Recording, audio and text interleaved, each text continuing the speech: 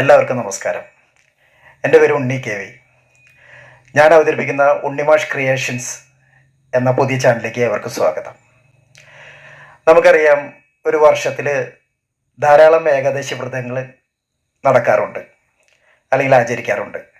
അതിലേറ്റവും പ്രധാനപ്പെട്ട അല്ലെങ്കിൽ അത്യുത്തമമായ ഒരു വ്രതമാണ് ഈ ജൂൺ 6 വരുന്ന നിർജ്ജല ഏകാദശി.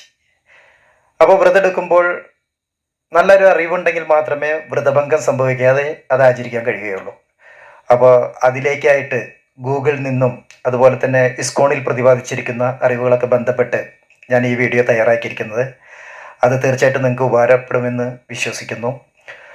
അപ്പോൾ ഈ അറിവ് ഈശ്വരീയമായി ബന്ധപ്പെട്ടതോ അല്ലെങ്കിൽ ആത്മീയമായി ബന്ധപ്പെട്ടതാണ്. ഈശ്വരീയമായി ബന്ധപ്പെട്ടും ആത്മീയമായി ബന്ധപ്പെട്ടും കൊടുക്കുന്ന അറിവ്, മറ്റുള്ളവർക്ക് പകർന്നു കൊടുക്കുന്ന അറിവ് അല്ലെങ്കിൽ പഠിപ്പിക്കുന്ന അറിവ് തീർച്ചയായിട്ടും അതൊരു പൂജയാണ്.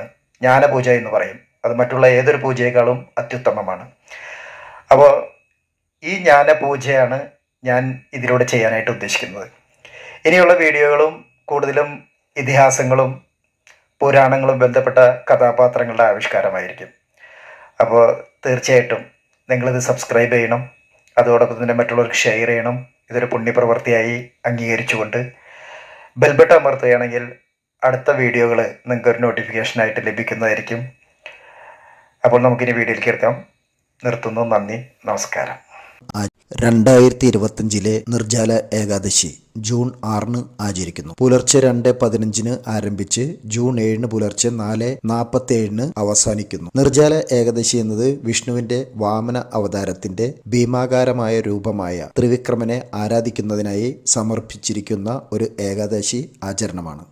ഇത് ഹിന്ദു ചാന്ദ്രമാസമായ ജ്യേഷ്ഠയിലെ ശുക്ലപക്ഷത്തിലെ ഏകാദശി തിഥിയിൽ, അതായത് 11ാം ദിവസം വരുന്നു. നിർജ്ജല എന്ന വാക്കിനർത്ഥം വെള്ളമില്ലാതെ എന്നാണ്. അതിനാൽ ഈ ഏകാദശിയിലെ ഉപവാസം വെള്ളം കുടിക്കാതെയും ഭക്ഷണം കഴിക്കാതെയും ആചരിക്കുന്നു. എല്ലാ ഏകാദശികളിലും വെച്ച് ഏറ്റവും കഠിനവും പവിത്രവുമാണ് നിർജ്ജല ഏകാദശി. ഈ വ്രതം അങ്ങേയറ്റം ഭക്തിയോടെയും തപസ്സോടെയും പൂർത്തിയാക്കുന്നത് വർഷത്തിലെ മറ്റെല്ലാ ഏകാദശി വ്രതങ്ങളും ആചരിക്കുന്നതിന് തുല്യമാണ്. മാത്രമല്ല ഏറ്റവും പ്രതിഫലദായകവുമാണ്. പത്മപുരാണത്തിലാണ് ഈ ഏകാദശി പ്രതിപാദിച്ചിട്ടുള്ളത്. ധർമ്മം, അർത്ഥം, കാമം, മോക്ഷം എന്നീ 4 പുരുഷാർത്ഥങ്ങളുടെയും പൂർത്തീകരണം ഉൾക്കൊള്ളുന്ന പവിത്രമായ ഏകാദശി വ്രതമനുഷ്ഠിക്കാൻ വേദവ്യാസൻ പാണ്ഡവരോട് നിർദ്ദേശിച്ചപ്പോൾ യുധിഷ്ഠിരൻ ഭഗവാൻ കൃഷ്ണനെ അഭിസംബോധന ചെയ്തുകൊണ്ട് പറഞ്ഞു: ജനാർദ്ദനൻ, ജ്യേഷ്ഠമാസത്തിലെ ശുക്ലപക്ഷത്തിൽ വരുന്ന ഏകാദശിയെക്കുറിച്ച് ദയവായി വ്യക്തമാക്കും. ഭഗവാൻ കൃഷ്ണൻ മറുപടി പറഞ്ഞു: അല്ലയോ രാജാവേ, പ്രഗൽഭ തത്വചിന്തകനും വേദങ്ങളുടെയും വേദാംഗങ്ങളുടെയും പണ്ഡിതനുമായ പരമധർമാത്മ വ്യാസജി ഈ വിഷയത്തെക്കുറിച്ച്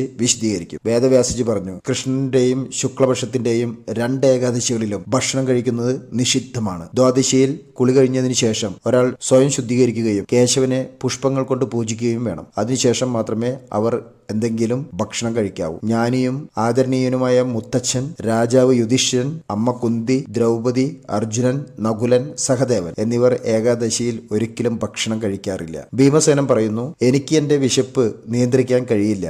വ്രതമെടുക്കാൻ ഇവർ എല്ലാവരും എന്നെ ഉപദേശിക്കുന്നു. ഇത് കേട്ട വ്യാസജി പറയുന്നു: നിങ്ങൾക്ക് മാലിന്യങ്ങളിൽ നിന്ന് സ്വയം ശുദ്ധീകരിക്കാനും സ്വർഗീയ പ്രതിഫലം നേടാനും ആഗ്രഹമുണ്ടെങ്കിൽ ശുക്ലപക്ഷ, കൃഷ്ണപക്ഷ ഏകാദശി ദിവസങ്ങളിൽ ഭക്ഷണം കഴിക്കാതിരിക്കേണ്ടത് അത്യാവശ്യമാണ്. അപ്പോൾ ഭീമസേനൻ പറഞ്ഞു: ഓ പൂജനീയ ഋഷി, ഞാൻ സത്യം പറയുന്നു. ഒരു നേരത്തെ ഭക്ഷണം പോലും കഴിക്കാതെ എനിക്ക് ഉപവസിക്കാൻ കഴിയില്ല. വൃക്ക് എന്നറിയപ്പെടുന്ന എന്റെ വയറ്റിലുള്ള ആർത്തിയുള്ള അഗ്നിയെ ഞാൻ സമൃദ്ധമായി ഭക്ഷണം കഴിക്കുമ്പോൾ മാത്രമേ ശമിപ്പിക്കുവാൻ കഴിയൂ. അതിനാൽ മഹാമുനി, എനിക്ക് വർഷം മുഴുവൻ ഒരു ഉപവാസം മാത്രമേ അനുഷ്ഠിക്കാൻ കഴിയൂ. എനിക്ക് സ്വർഗം നേടാൻ സഹായിക്കുന്നതും എല്ലാ ജീവജാലങ്ങളുടെയും ക്ഷേമത്തിന് സംഭാവന നൽകുന്നതുമായ ഒരു ഉപവാസത്തെക്കുറിച്ച് ദയവായി എനിക്ക് അറിവ് നൽകുക. ഞാൻ അത് സ്ഥിരമായി അനുഷ്ഠിക്കും. വ്യാസജി മറുപടി നൽകി: ഭീമ, ജ്യേഷ്ഠമാസത്തിൽ ശുക്ലപക്ഷത്തിൽ വരുന്ന ഏകാദശി വെള്ളം കുടിക്കാതെ ആചരിക്കണം. നിങ്ങൾക്ക് വെള്ളം ഗ്ലിങ്ങിനോ ചമനത്തിനോ മാത്രമേ ഉപയോഗിക്കാൻ കഴിയൂ. ഏകാദശിയിലെ സൂര്യോദയത്തിൽ നിന്ന് പിറ്റേന്ന് സൂര്യോദയം വരെ വെള്ളം കുടിക്കുന്നത് ഒഴിവാക്കി ഒരാൾ ഉപവാസം പൂർത്തിയാക്കി